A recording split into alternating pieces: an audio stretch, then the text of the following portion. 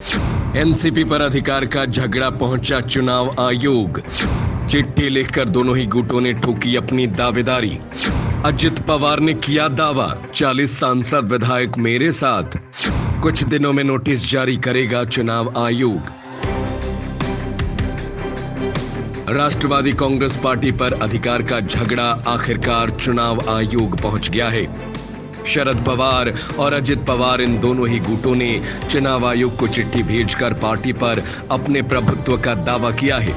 चुनाव आयोग ने फिलहाल दोनों ही गुटों से चिट्ठी मिलने की बात स्वीकार की है।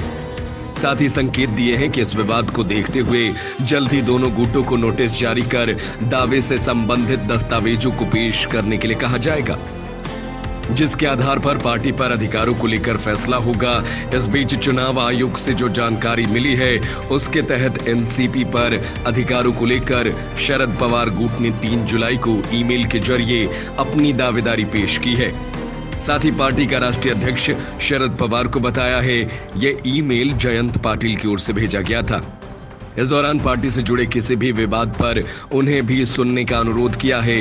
वहीं अजित पवार गुट ने पार्टी पर दावेदारी को लेकर 30 जून को ही आयोग को पत्र लिखा था, जिसमें पार्टी का राष्ट्रीय अध्यक्ष अजित पवार को बताया गया है। साथ ही ये फैसला पार्टी की राष्ट्रीय कार्यकारिणी में लिए जाने का दावा करते हुए इसकी जानकारी भी दी गई है।